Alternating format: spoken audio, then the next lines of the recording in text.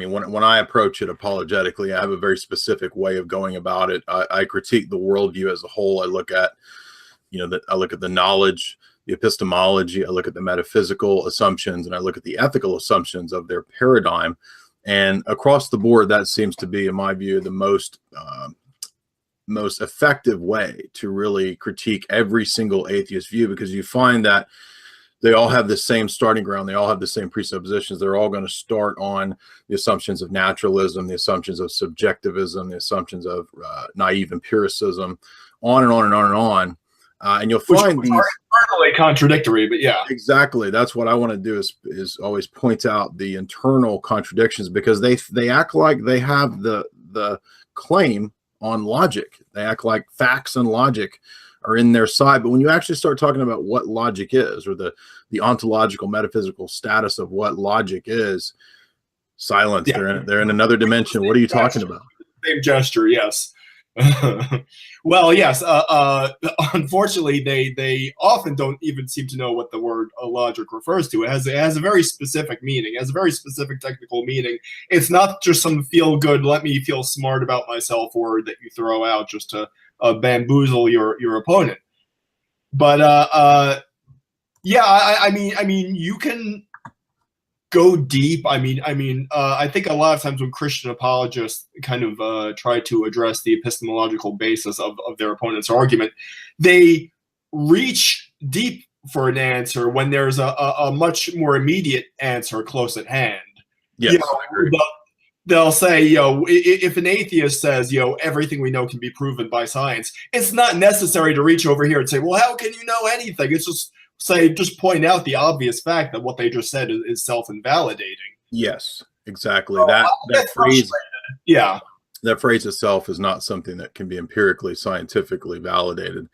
And you point that out a lot, and most of the time it gets ignored, and the response is, you're playing word games. Yeah. And this is very ironic, because this is what they will often accuse the theist of doing, of playing word games. And then they'll turn around and try to go back to using logic as the debate or the discussion progresses.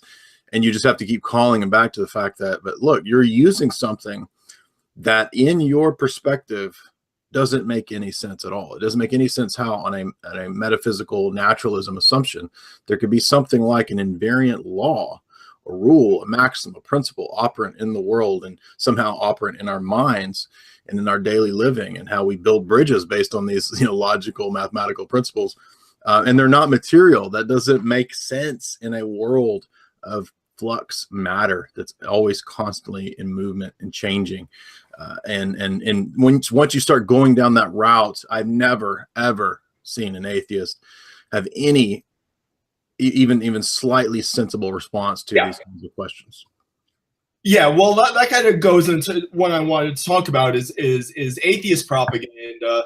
It is, as I said in my messages to you, it's very boilerplate. It's you'll encounter the same phrases over and over and over, but it's not just the expressions they use themselves. There are other tactics that are kind of alarmingly just standardized, for one. And one of the things kind of opposite to what you just said are these kind of escape hatches they have. These kind of escape hatches that they pull to eject themselves from maybe an uncomfortable spot in the discussion. Mm-hmm. And if you've ever noticed, I mean, we've all heard, I'm sure you've heard dozens and dozens of times, it's like, Invisible Sky Fairy and Bronze Age goat herders and all that stuff. But there are also like tactics, I guess you would be more knowledgeable about this, but they're almost like Alinsky tactics, where you state your position to them and they phrase it back to you in an altered form. They lie about what you just said, and it's always the same. They always misrepresent your position in the same way. That's a good point. Yeah, and that's, I think, a sign of the inner conflict that's going on in the atheist mind. Yeah, because really what's going on in atheism is a contradiction and a fundamental at root clash within themselves over, on the one hand, wanting to have a world that's ordered, that's logical, that's rational, that manifests these scientific laws and principles in nature, these natural laws, and at the same time in order to go against anything that's quote immaterial or that can't quote be seen or whatever, they have to constantly also set up a position of total irrationality. So for example, a lot of times in those kinds of debates, I'll talk about your ultimate metaphysical assumption of the absolute, or a lot of times they'll talk about pantheism. They'll say, Richard Dawkins, so I'm a pantheist. I can support pantheism, but I can't support anything like a deity. I can support aliens, but I can't support pantheism. So they'll have this assumption that there's some kind of absolute universal principle that does in some way apply. Sometimes it's quote logic, sometimes it's math, sometimes it's scientific laws, sometimes it's whatever. And so again, those are contrary to the principles of everything being pure chaos, pure evolutionary flux, pure change.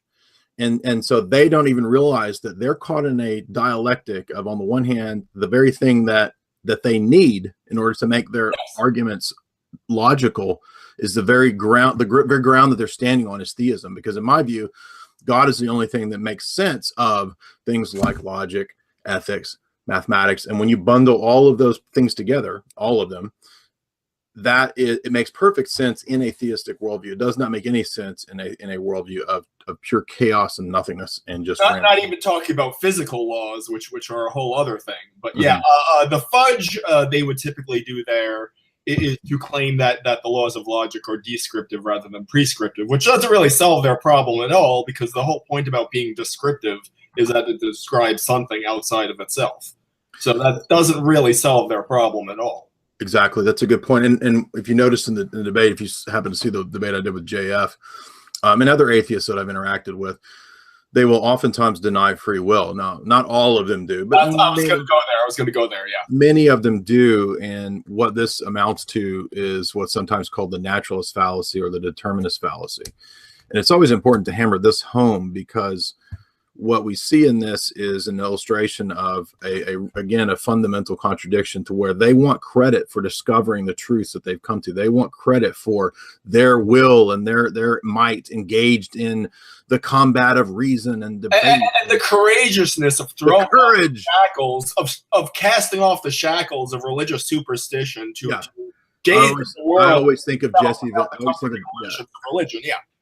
always think of Jesse Ventura going, I don't need a God to be my crutch, right? Now, at the same time, these people, they'll turn around and say, 99% of the time, they'll say, there's no free will. We're not, so you didn't come to your positions. You didn't discover these. You don't deserve any courage or credit or moral opprobrium, right? Or moral acclaim because you were courageous. You're just like a weed growing, dude. You're just like a science project of baking soda and vinegar bubbling over. That's all you are. Does the baking soda bubble over courageously? Does it rationally? No, it just bubbles over. Yeah. I mean that's obvious to me. Is that materialist determinism cannibalizes all the virtues that atheists would love to apply to themselves. So I think. A lot of their anger, and I would apply this in different situations too. A lot of their anger at Christians, at theists in general, stems from a kind of projection of their own frustrations with their own worldview. It's kind of like, this is a potentially volatile example, but like when pro-choicers accost a pro-lifer and you just want to control women's bodies. Well, they're projecting their frustration at their own view that they are basically prisoners of their own biology. It's a very dreadful view. So I think they kind of externalize that unhappiness onto their ideological opponent. I think that's kind of what's going on with atheists and Christians, is that they have this frustration. They want to be the courageous actor. They want to be brave and rational and they want to feel superior to their benighted whatever. I was about to bust my fedora out, but I don't. It's in my. You're gonna have a character. Yeah, I have a fedora, but I'll wear it as a joke if I'm going to be the atheist guy. But yeah, that's a great insight. In fact, to the psychology of the committed atheist is internal struggle and the contradiction that I think you're right manifests itself in that anger at everybody else. And actually, I've seen this in a lot of people. It's not just something that you see in the atheists, like you said, you see this in the radical anti-life crowd. You see this in the people who act out and do these kinds of bizarre, like feminist demonstrations. They do the same kind of weird stuff, and they are really projecting their own inner just hatred outside. And I think that this is, again, that's a manifestation of the inner dialectical conflict between loving yourself to the point of idolatry and thinking you are your own God, and at the same time hating yourself and despising yourself. So there's these two things at war in the mind of the unbeliever. Yeah. And well, I mean, no one can consistently believe themselves to not have free will. I mean, no one can really pull off that high wire act. I mean, that's a great point, because a lot of times they'll want, if they do go into an argument about this, they'll try to keep it in the realm of theory, and they won't ever bring it back into the realm of the here and now. Because when you bring it back into the realm of here and now, you point out that you don't actually live according to your atheist materialist presuppositions. Like, why do you go to a funeral? Right? I mean, there's absolutely no reason to go to, right? Why do you talk about loving your girlfriend? That's not really true, right? Oh, it's just a chemical reaction, whatever. But yeah, so in their daily life, they're mad if somebody doesn't give them their change back. They expect the proper change. No, there's no reason to give you proper change, bro. Like, there's no logical force binding me to do that. The non-aggression principle. Why should I follow the non-aggression principle in a world that's pure jungle? I found that about a lot of libertarians. They think like the nap is just this magic wand they can wave over everything that's going to solve every sort of potential social conflict. Yeah, that's a very naive and ahistorical view. The voluntarism is just gonna make everything work together. Right, and many of them are atheists. So why is there such a thing as voluntarism? Why is there such a thing as free will? I mean, that presupposes the idea of a subject, a psyche, a mind with volition, with responsibility, with creativity, with will. Yeah, and what possible gain is there to factoring it out entirely? What does it matter, even if it's true? What is the virtue in believing what is true? Yeah, exactly. You can always kind of stack these questions on even further and say, but again, in this materialist, flux universe, none of that even matters. You're just basically a drop in an infinity of nothingness, right? So your life is a little blip on the radar screen in the span of eternity, past and eternity, future. It means nothing. Well, so that's why I think the best strategy is always to illustrate how what they say is internally contradictory. Yes. By holding their beliefs to their own standards before examining those standards themselves. That's why I always say go for the immediate response before you get into those kind of deep epistemological questions. So Yeah, I agree.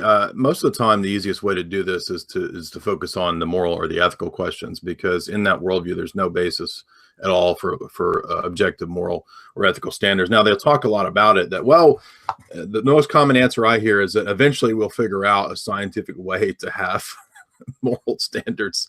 Now, science, which is a good thing, right? Science is a tool for understanding the natural world, for doing engineering and all kinds of things. Nothing wrong with that. It makes perfect sense in a world regulated by providence and God's divine principles operant in the world. But science doesn't make sense in terms of its regularity on a worldview which is, again, chaotic, random, just one damn thing after another, as many atheists have said. So the very thing that we are turning to as a kind of new religious approach, and I totally believe scientism is the religion of our day, it becomes obviously a new dogma, and you will hear them talk about it in the exact same way that a person who has a religious commitment views their perspective. And I believe this is because humans are fundamentally religious beings. So you'll hear them say, well, one day we'll figure it out, right? So they have the eschatological hope that one day there'll be a moral calculus, according to Jeremy Bentham and the other utilitarians. Will come up with a moral calculus with a giant supercomputer that will figure out how one thing is right and one thing is wrong, right? Total gobbledygook. right? Which That's is called faith. a hedonic calculus, essentially. Just Mhm. measuring things by the avoidance of pain, which is a horrible worldview. Yeah. Yeah, but it's amazing how many people will think that that's like a solid answer to the question of how, in the atheistic materialistic perspective, we can have, standards and objective notions of right and wrong. And so, well, we'll do the moral calculus. We'll have utilitarianism. Don't you know that's been tried? Don't you know that leads to obviously absurd conclusions? I mean, for example, you have no way to know in a utilitarian perspective whether you should choose the pleasure principle of one in a qualitative sense, like one guy who gets a whole lot of pleasure out of one thing, as opposed to like a million people that get a little bit of pleasure out of something. Yeah. Right? You don't have there's no way to know, like, oh, you're supposed to do this one, right? Yeah. And I'll give you the floor after this, but one thing I always point out is that let's say there's one guy who we can come up with a moral calculus that says that this guy, even though he's innocent, let's say the whole village, the whole town is worried about a serial killer on the loose. Okay. Now we could let him go, but people are going to be afraid and upset and terrified. It might cause a lot of social disturbance, right? Businesses won't get they won't sell their wares. They won't be able to, do business because people are terrified of the serial killer at night, right? So you nab an innocent guy to create the illusion. We nab an innocent guy and we put him to death publicly in the public square, and it quells everybody's fear, even though he wasn't the right guy. Now, so in the moral calculus, how do we know whether the quantitative assurance and rest and ease of the population is or isn't better than the execution of the innocent guy? Yeah, well, there are all in this calculus. There are all sorts of problems with finding the proverbial area under the curve. I mean, Christopher Missing the Mark, who's a guy I do hangouts with. He was like, okay, well, is it better for a million creatures to flourish for 2 months, or for 5 creatures to flourish for 2 million years? I mean, that's a great variation. Yeah. I mean, it's never mind that the equation of creaturely flourishing with morality is simply by dint of assertion, By the way, you probably don't keep up with this. Did you see when Sam Harris posted his freshman intro to philosophy 101 attempt at getting an ought from an is, and he posted it on his Facebook page? He was getting savaged by his own followers in the comments to his own Facebook page.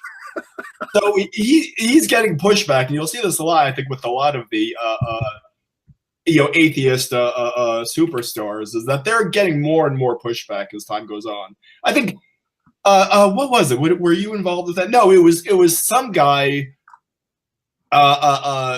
What's the name? Mouthy Buddha. Yeah, he posted a picture where he said it used to be the case where if he posted something anti-religious, it was just gravy and people loved it. Now he says, now I'm starting to get more and more pushback. Mm-hmm. He's just talking about in recent months. So this is a very recent development. And his idea, and I don't really want to speculate on that, is that Jordan Peterson is poaching a lot of Sam Harris's followers. I did see some of this. Yeah, I didn't see the thing about his followers savaging his argument. No, this was something else. This was okay, but I did see the claim about Jordan Peterson kind of grabbing some of the Sam Harris crowd, and ultimately I think that's a good thing. I mean, I have some.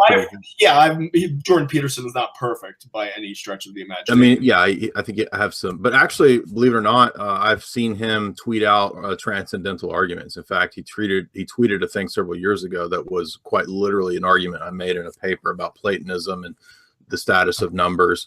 Not 100% positive if you read it or not, but we do have mutual contacts that he does a lot of shows with. So again, I'm not saying for sure that he read the paper, but I think it's entirely plausible that he read it, and he does seem to kind of at times hint at using a transcendental argument, which is what I tend to use in my apologetic approach. I think it's the most solid apologetic methodology out there. And to be a little more specific on that point, I do think you can use the cosmological or the teleological or the ontological, but I think they have to be kind of formatted in a transcendental way to make them a little more powerful than they are traditionally, especially in something like Thomism. So I have a pretty severe criticism of Aquinas and Thomism, but that's not to say that you can't still do a transcendental form of each one of those arguments. But anyway, that's a side issue. I think the skeptic community has been on the decline. I think you're right. This is something that's been especially evident in the last few months, and I think this is going to continue. I've been saying for a long time that these internet atheists would not be able to get away, and the pop atheists, the big guys, would not be able to keep getting away with bad arguments in the age of the internet. It's not going to work because people are going to keep chipping away at this, and eventually people are going to start seeing that's a bad argument, dude. Like literally Dawkins and these guys. I've got Dawkins books here. They just rehash like 1700s era philosophe French Revolution atheist arguments. It's like they don't even think about the fact that, hey, maybe I should actually educate myself on more like maybe theists have responded in the last 300 years to these bad arguments from 1700. Well, I mean, that's their entire presupposition that they are the rational elite. Yeah, exactly. And I mean, no, they remember like back when Sarah Palin was a big thing, and everyone always used the same word. They called her incurious, and they always say, "Oh, well, Sarah Palin's so incurious." That is like the exact word to define Richard Dawkins and his acolytes. It's like one of them will jump out at you. Well, if God made the world, then who made God? It's like, do you not think that maybe somebody might have had an answer to this? It's not even a big concern of mine that you don't know what people have said, because that's a problem that could be remedied. But when you care so little even to find out. And the other thing, and this is going back to like atheist propaganda, you will notice the atheists will always demand of you, where is your evidence for God? And they said your, like it's to trivialize or belittle it. So you're supposed to give your little show and tell presentation. Here's my evidence for God. I'm humbly submitting it. They never say, hey, what are some good resources I could use to educate myself? Would you mind pointing me in a direction? No, it is incumbent upon you to present your evidence on a little silver platter so they could swat it away like a gay French king or something, Like, no, this evidence displeases me. This is not evidence. Bring me my little John goblet full of wine. Yeah. Bring it to them a little good. Bring my wine, wench. I don't find, generally speaking, a lot of actual philosophical knowledge on the part of the atheist. No. Even the ones that I've encountered in my academic career, which most of the professors I had would be atheists. There was a few theists, but most of them were pretty hardcore committed atheists and naturalists and materialists. And I would always, oftentimes have, pretty lengthy interactions with all the professors. I even had public debate with my philosophy of science professor, who was a hardcore naturalist, my sophomore year. So public debate. So what I tended to start noticing is that even amongst these academic elite, of the atheist world, they don't even know oftentimes kind of basic philosophy. Yes. In other words, they've never had a class in logic. They don't know about informal fallacies. They couldn't tell you what no true Scotsman fallacy is. They couldn't tell you what the bandwagon fallacy is, but they will pontificate about all kinds of things, especially if they're a hardcore Darwinist. That usually, so maybe they've had like biology, right? Maybe this guy studied a lot of biology, and maybe he knows a lot about life science to a degree in a very limited scope. But when you start talking about logic or principles of logic operant in the world or in nature, or meta logic, which I talk about a lot, what you get is like glaze, and then and then how you're a bad person, right? So you're an arrogant whatever for talking about something that I don't know about, right? And that's because, for a lot of reasons, but U.S. education and then education in the West for a long time, based on the Prussian model, is very compartmentalized. And you can literally get your PhD in something and never have had a logic class.